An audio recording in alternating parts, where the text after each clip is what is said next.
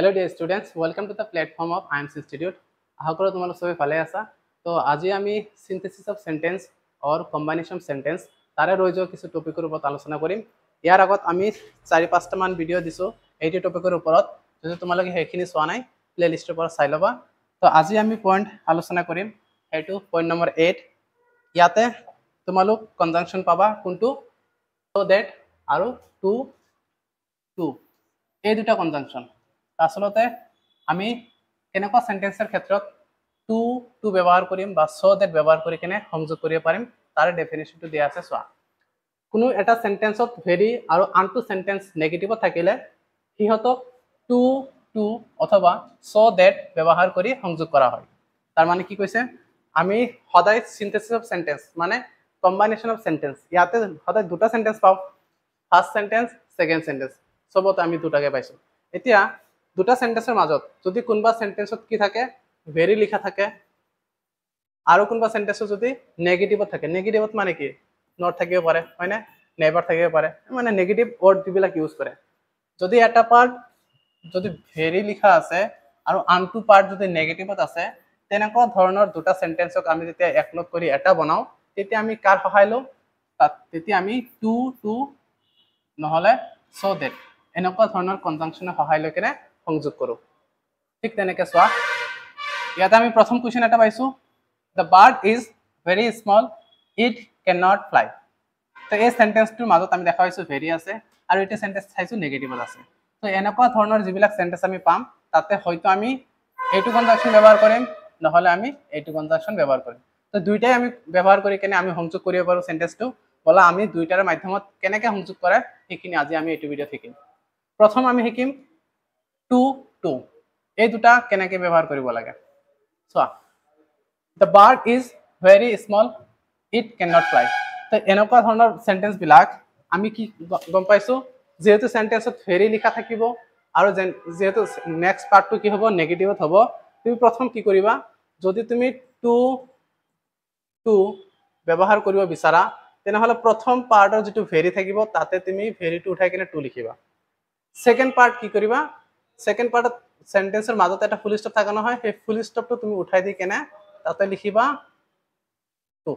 ঠিক আছে, এনেকে চোৱা আমি ইয়াত এনসাৰ বিলাক কৰি আছো। যেনেকে the bird is, এইটো আমি কোৱেশ্চনত পাইছো, আমি the bird is ইয়াত লিখিছো, ইয়াতে ভেৰি লিখা আছে তাৰ হলনে আমি লিখিছো টু, তাৰ পিছত স্মল এইটো আমি বহাই দিছো ইয়াতে। নেক্সট কি পাইছো, ফুল স্টপটো উঠাই কেনে আমি টু লিখিছো, তাৰ পিছত কি কৰিছো ফ্লাই, একচুয়ালি ভাৰ্বটো ৰাখিছো। ইট ক্যান নট আমাৰ হেতু লিখিব দৰকাৰ নহব। ঠিক আছে, কি কাৰণত নহব চোৱা, the bird ইয়াক কি বুলি কৈছে, ইট বুলি বুজাইছে, মানে এইটো নাউন হয় ইয়াৰ প্ৰনাউন এইটো হয়। ঠিক আছে, আকৌ ইয়াতে ক্যান কি হয় অক্সিলাৰি ভাৰ্ব, এই ক্যান অক্সিলাৰি ভাৰ্ব একচুয়ালি এইটো সেন্টেন্সত এটা অক্সিলাৰি ভাৰ্ব দি দিছো আমি ইজ, তো এটা অক্সিলাৰি ভাৰ্ব আছে আন এটা আমাৰ অক্সিলাৰি ভাৰ্ব নালাগে। যদি ক্যান অক্সিলাৰি ভাৰ্বটো আমি নিলিখো তাৰ লগত নটো লিখিব নালাগে আমাৰ, কথাটো বুজি পাইছা না। তো তেনেকে আমি সদায় কি মনত ৰাখিম, যেতিয়া টু লিখিম তেতিয়া আমি ভেৰিৰ ঠাইত টু শব্দটো লিখি দিম আৰু সেকেন্ড যিটো আমাৰ পাৰ্ট আছে সেকেন্ড সেন্টেন্সৰ যিটো নেকি ভাৰ্ব, সেইটো আমি লগাই দিম, বাকি একো আমাৰ ল'ব দৰকাৰ নহব। ঠিক আছে, ঠিক তেনেকে এইটো কোৱেশ্চন আমি কৰো প্ৰথম নিয়মত টু ব্যৱহাৰ কৰিম। এনেকে ব্যৱহাৰ কৰিলে আমি কি হ'ব, যেনেকে এইটো সেন্টেন্সত কি আছে ইয়াতে ভেৰি আছে, ভেৰিৰ ঠাইত আমি কি লিখিব লাগিব টু। ঠিক আছে, তাৰপিছত বাকিখিনি যেনেকে আছে তেনেকে নামি যাব তলত, ফুল স্টপটো উঠি যাব, ফুল স্টপ উঠি কেনে কি লিখিম টু, তাৰপিছত হিটো কোন হয় দ্য মেন, তো হি উঠি যাব, দ্য মেন যিহেতু আমি আগত লিখিম। কেন নট ইয়াতে যিহেতু অলৰেডি এটা অক্সিলাৰি ভাৰ্ব লিখি আছো, এই কেন নট এইটো আমাৰ কি লিখিব নালাগে, বহিত লিখিব নালাগে, জাষ্ট কি লিখিম ৱৰ্ক। এনসাৰ কেনেকৈ হ'ব চোৱা, the man is too weak to walk। একদম সিম্পল, পাইছানে। আৰু তলৰ কোৱেশ্চনটো যদি আমি দেখিবলৈ যাওঁ,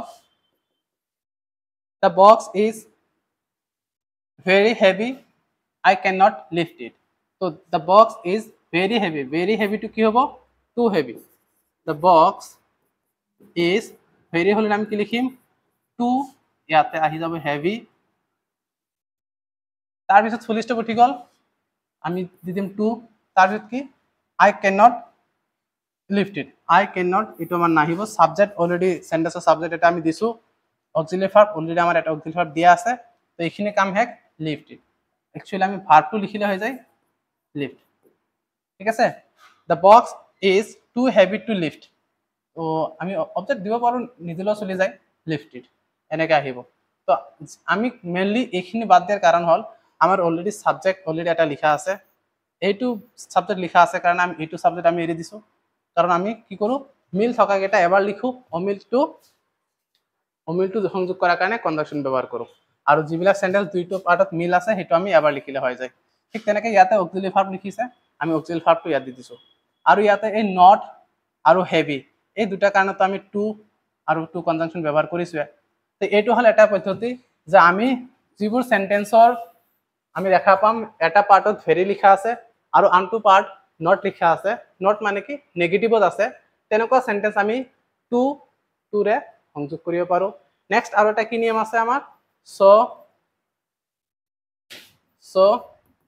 দ্যাট মানে দুটা পাৰ্টত সো দ্যাট লিখি কেনেও আমি সংযোগ কৰিব পাৰো যদি সো দ্যাট লিখি কেনে সংযোগ কৰো তেনেহলে আনসাৰ বিলাক আমি কেনে কৰিম চোৱা এইটো আমি প্ৰথম এইটো কোৱেশ্চন চাই লম এই কোৱেশ্চনৰ কাৰণে আমি কি কৰিছো সেম যেনেকৈ আগত টু লিখিছো ভেৰিৰ সলনি আমি তেনেকৈ সো লিখিম ভেৰিৰ সলনি ঠিক আছে আৰু যেনেকৈ আগত কি কৰিছো টু বহাইছিলো ফুল স্টপ উঠাই কেনে ইয়াতো আমি দ্যাট বহাই দিম ফুল স্টপ উঠাই কেনে কিন্তু ইয়াতে এটা ডিফাৰেন্স ইয়াত একো উঠি নাযায় যেনেকুৱা কোৱেশ্চন তেনেকুৱা থাকিব খালি ভেৰি উঠি কেনে সো বহিব আৰু ফুল স্টপ উঠি কেনে দ্যাট বহিব পিছৰ পাৰ্ট সম্পূৰ্ণ যেনেকুৱা তেনেকুৱা আমি ৰাখিব পাৰি ঠিক তেনেকৈ যদি এইটো আমি আনসাৰ কৰো the man is very weak তো ইয়াৰ আনসাৰ কি হ'ব the man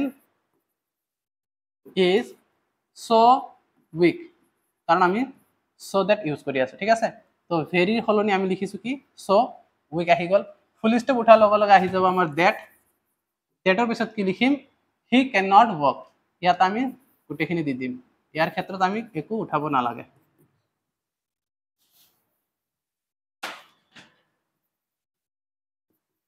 কথাটো ধৰিব পাৰিছানে চোৱা কোনটো তোমালোকৰ তাত ইজি লাগে সেইটো তুমি মনত ৰাখিবা তেনেকৈ পৰীক্ষাত লিখিবা একচুয়ালি আমাৰ কোৱেশ্চনটো কৰাৰ ধৰণ দুই ধৰণৰ হয় এনসাৰ আমি দুই ধৰণে কৰিব পাৰি তাৰে যেটো তোমাৰ তাত সহজ লাগে তুমি সেইটো মনত ৰাখিবা ঠিক তেনেকৈ আমি নেক্সট এইটো এনসাৰ যদি আমি কৰো the box is very heavy তো ইয়াৰ আনসাৰ কি হ'ব the box is so heavy the box is so heavy first পার্টটো আমি লিখিলো কনজাংশন ব্যবহার কৰিছো নেক্সট কি পাইছো I cannot lift it তো এই সেন্টেন্সটো লিখাৰ আগত ফুল স্টপ উঠাই কিনে আমি কি বহাম ইয়াতে that তাৰ পিছত গোটেইখিনি লিখি দিম that I cannot lift it okay এনেকৈ আমি কৰিম তো আসলতে কি বুজি পালা ইয়াতে যদি আমি so that এৰে যদি আনসাৰ কৰিব বিচাৰো তেনেহলে কোৱেশ্চনত যেটো নেকি ভেৰি শব্দ লিখা থাকিব তাক আমি উঠাই কেনে কি লিখিম সো লিখিম আৰু সেকেন্ড পাৰ্ট ফাৰ্স্ট পাৰ্টৰ যেটো ফুল স্টপটো উঠাই দি কেনে আমি কি লিখিম দ্যাট আৰু গোটেই ৰেষ্ট অফ দ্য সেন্টেন্স যেনেকুৱা আছে তেনেকৈ আমি লিখি দিম এনসাৰত ঠিক আছে আশা কৰো কথাটো বুজি পাইছা তোমালোক বলা আৰু কেইটামান কোৱেশ্চন আমি প্ৰেক্টিস কৰো যদি আমাৰ কোনো ডাউট ৰৈ নাযায় এই কাৰণে আমি যিমান দূৰ সম্ভৱ গ্ৰামাৰ হয় প্ৰেক্টিসৰ ওপৰতে সব আমি প্ৰেক্টিস বহুত পৰিমাণে যিমানখিনি দৰকাৰ সিমানখিনি আমি প্ৰেক্টিস কৰিম হয়নে চোৱা ইয়াতে কোৱেশ্চন আন এটা পাইছো আমি the tea is very hot I cannot drink it তো আমি যদি কি কৰো প্ৰথম টু আৰু টু ব্যৱহাৰ কৰো তেনেহলে কি হ'ব সবতে এইটো টু এই ভেৰি ঠাইত বহিব আৰু হেইটো টু কি হ'ব ফুল স্টপ উঠি কেনে তাতে বহিব আৰু সেন্টেন্সটো শৰ্ট কৰাৰ কাৰণে যেটো সেম বস্তু আছে হেটো আমি ৰিপিট নকৰো সেম থকা বস্তুবিলাক এবাৰ লিখিম যেনেকৈ the tea is very hot ই কি হ'ব টু hot সরি এই ফুল স্টপটো নাম যাব টু hot ইমানখিনি হল নেক্সট কি কৰিম ফুল স্টপৰ ঠাইত কি লিখিম টু লিখিম এতিয়া I cannot drink it ইয়াতে ভার্ব কি drink এইটো হল আমাৰ ভাৰ্ব তো এইখিনি লিখা দৰকাৰ নাই I টো আমাৰ কি হ'ব অলৰেডি এই আমি কি কৈছিলো জাস্ট আমি যেতিয়া নেকি টু আৰু টু ব্যৱহাৰ কৰোঁ ফাৰ্ষ্ট পাৰ্টত ভেৰিৰ ঠাইত আমি টু লিখিব লাগে, ছেকেণ্ড পাৰ্টৰ আমি খালি ভাৰ্বটো লিখিব লাগে টুৰ পিছত। তো আমাৰ এইখিনি নিলিখি আমি ডাইৰেক্ট কি লিখিম, টু দিয়াৰ পিছত ড্ৰিংক, ড্ৰিংক। ঠিক আছে, এনচাৰটো কেনেকুৱা হ'ব? The tea is too hot to drink. Okay, এনেকুৱা হ'ব তাৰ এনচাৰ। আৰু যদি তুমি ভাবিছা চ' ডেট, যে ছাৰ আমি চ' ডেট ব্যৱহাৰ কৰি সংযোগ কৰিম, তেনেহ'লে এইটো ইজি হয় বহুত। এনচাৰ লিখিবা the tea is very hot, ভেৰিৰ ঠাইত কি হ'ব? চ' হট, হ'লনে? নেক্সট কি আছে আমাৰ? ফুল ষ্টপ। ফুল ষ্টপৰ ঠাইত কি হ'ব? ডেট। ডেট, এতিয়া আহি যাব rest of the sentence. That I can not drink it. কথাটো ধৰিব পাৰিছা না নাই? একচুৱেলি আমাৰ যদি টু আৰু টু এই দুটা ব্যৱহাৰ কৰোঁ, তেনেহ'লে চেণ্টেন্সটো প্ৰথম চেণ্টেন্সত কি কৰিম? এক নম্বৰ হ'ল আমি কি ক্লিয়াৰলি বুজি লওঁ, যদি টু আৰু টু ব্যৱহাৰ কৰিছা, ফাৰ্ষ্ট পাৰ্টত য'ত ভেৰি লিখা থাকে ভেৰিৰ সলনি তুমি লিখিব লাগিব টু, ছেকেণ্ড পাৰ্টত ফুল ষ্টপ যদি উঠি থাকে, ফুল ষ্টপ, সেইটোক তুমি উঠাই দি কিনে লিখিবা টু, আৰু ইয়াৰ পৰা জাষ্ট যিটো টুৰ লগত প্লাছ কৰিব সেইটো হ'ল ভাৰ্ব, চেণ্টেন্সটো ভাৰ্ব, বাকীখিনি আমি প্লাছ কৰিব নালাগে। এইটো হ'ল ফাৰ্ষ্ট নিয়ম। ছেকেণ্ড ৰুল কি পাই আছোঁ আমি? যদি চ' আৰু ডেট এইটো যদি আমি ইউজ কৰোঁ, তেনেহ'লে চেণ্টেন্সত য'ত ভেৰি লিখা আছে ভেৰি সলনি আমি কি লিখিম? চ', আৰু য'ত ফুল ষ্টপ দিয়া আছে ফুল ষ্টপৰ সলনি লিখিম আমি ডেট। আৰু ইয়াতে কোনো ধৰণৰ সাল সলনি নহ'ব, যেনেকুৱা চেণ্টেন্স আগত পিছত আছে তেনেকৈ গোটেইখিনি লিখিব লাগিব, চেণ্টেন্স কমাব নালাগিব। ঠিক আছে, ঠিক তেনেকুৱা 5 number question, he is very পুৰ। তো হি ইজ ভেৰি পুৰ আমি প্ৰথম কোনটো নিয়মেৰে কৰিম? টু, এইটো নিয়মেৰে কৰিম। তেনেহ'লে কি হ'ব? হি ইজ টু পুৰ। অ'কে, ফুল ষ্টপ উঠি যাব, যাই কেনে কি হ'ব? টু, তাৰপিছত ভাৰ্ব কি? বাই। তো এইখিনি আমাৰ নাহিব, বাই, বাই। হি ইজ টু পুৰ টু বাই, কি কিনিবলৈ মানে দুখীয়াতে কি হয়? কাৰটো কিনিব নোৱাৰে, বাই এ কাৰ। আমি কাৰ শব্দটো ৰাখি দিছোঁ। আমাৰ একচুৱেলি অবজেক্টটো ৰাখিলেও হয়, নাৰাখিলেও হয়। কিছুমানত নাৰাখিলে বেছি ভাল চুইটেবল হয়, কিছুমানত ৰাখিলে চুইটেবল হয়। আৰু কনফিউজ হ'ব নালাগে, তুমি যদি চবতে এৰি দিয়া অবজেক্টটো তথাপি চলিব, আৰু যদি ৰাখি দিয়া তথাপি চলে। আমি চেণ্টেন্সবিলাক সৰু কৰি আছোঁ, কেতিয়াবা সৰু কৰিব যায়, যিমানখিনি লিমিটেড, যিমানখিনি সৰু কৰিব লাগে সেইখিনি কৰিলেও হৈ যায়। আৰু যদি কেতিয়াবা ভুলত কিছু বস্তু ৰাখি দিছা তথাপি কাটা নাযায়। অ'কে, সিমানখিনি ডাউট কৰিব নালাগে।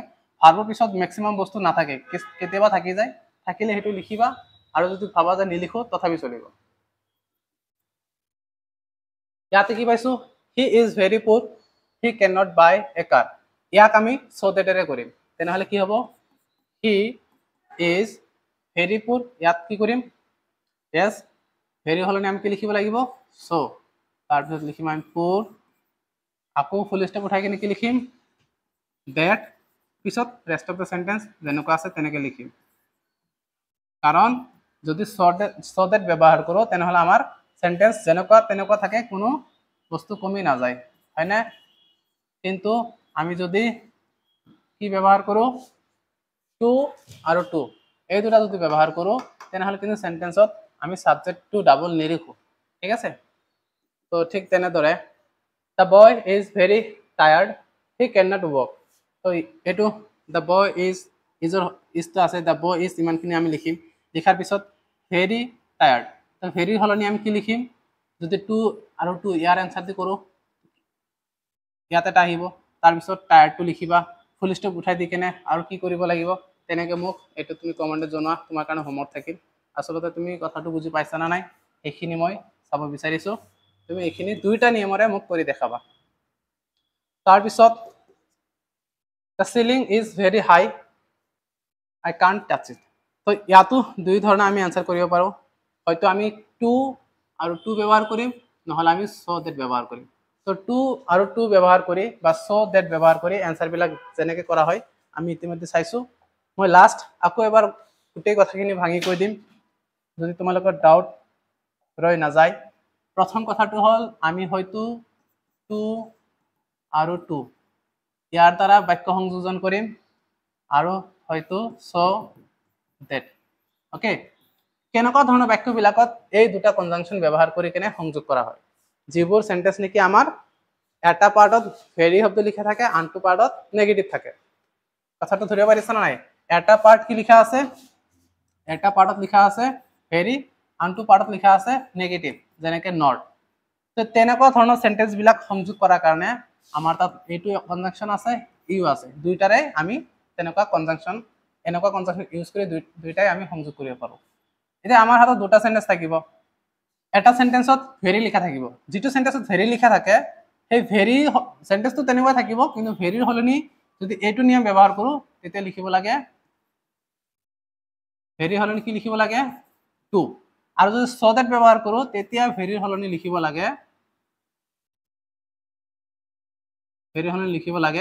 so ওকে ক্লিয়াৰ সেন্টেন্স দুটা পাইছো এটা পাৰ্টত কি লিখা আছে ভেৰি আৰু সেই ভেৰিটো আমি কি কৰিছো যদি এইটো নিয়ম ব্যৱহাৰ কৰিছো তেনেহলে লিখিম টু ভেৰিৰ হলনি আৰু যদি so that ব্যৱহাৰ কৰি আছো তেনেহলে ভেৰি শব্দটো উঠাই কেনে আমি তাতে লিখিম so এইখিনি হল সেকেন্ড কি কৰিম সেকেন্ড সেন্টেন্সটো চাইছো আমি নেগেটিভত আছে তো এই সেন্টেন্সটো আমাৰ শেষ হল যেনেকুৱা সেন্টেন্স এটা শেষৰ পিছত এটা ফুল স্টপ থাকে না নাই এই ফুল স্টপ দুটা সেন্টেন্সৰ মাজত এটা ফুল স্টপ আছে না নাই এই ফুল স্টপটো উঠাই কেনে আমি কি ইয়াৰ ক্ষেত্ৰত লিখিম টু ইয়াৰ ক্ষেত্ৰত লিখিম কি আসলে কি আৰু এটো কি ফুল স্টপ তো ফুল স্টপটো উঠাই কেনে আমি কি লিখিছো টু আৰু ইয়াতো কি আমাৰ ফুল স্টপ উঠাই দিম ফুল স্টপটো উঠাই দি কেনে আমি কি লিখিম that ওকে এইখিনি আমাৰ নিয়ম ইয়াতে কি কৰিব লাগে যেতিয়া আমাৰ ফুল স্টপ উঠি যায় তেতিয়া আমাৰ টু বহে টুৰ পিছত ডাইৰেক্ট যোগ কৰিব লাগে ভাৰ্ব ইমানখিনি আমাৰ কাম গোটেই সেন্টেন্সটো লিখা দৰকাৰ নহয় বাট ইয়াৰ ক্ষেত্ৰত কি ডেটৰ পিছত সেকেন্ড সেন্টেন্স মানে সেকেন্ড সেন্টেন্স যেটো আছে সেকেন্ড সেন্টেন্স সেকেন্ড পার্ট গোটেইখিনি লিখি দিব লাগিব ঠিক আছে এইখিনি ডিফারেন্স মনত ৰাখিবা যদি টু আৰু টু ব্যৱহাৰ কৰিছা তেনেহলে এই ফুল স্টপৰ পিছত আমি টু লিখাৰ পিছত খালি ৰেষ্ট অফ দা সেন্টেন্সৰ এই দুই নম্বৰ সেন্টেন্সৰ ভাৰ্ব যেটো হয় মেইন ভাৰ্ব এটো আমি লিখি দিম এনসাৰত কিন্তু যদি so that ব্যৱহাৰ কৰিছো তেনেহলে গোটেইখিনি সেন্টেন্সটো লিখিম দুই নম্বৰটো ফাৰ্স্ট পাৰ্টও গোটেইখিনি লিখিম সেকেন্ড পাৰ্টও গোটেইখিনি লিখিম ইয়াতে ফাৰ্স্ট পাৰ্ট গোটেইখিনি লিখিম সেকেন্ড পাৰ্টৰ অনলি ভাৰ্বটো লিখিম এইখিনি হল আমাৰ টু বা so that ব্যৱহাৰ কৰি সংযোগ কৰাৰ নিয়ম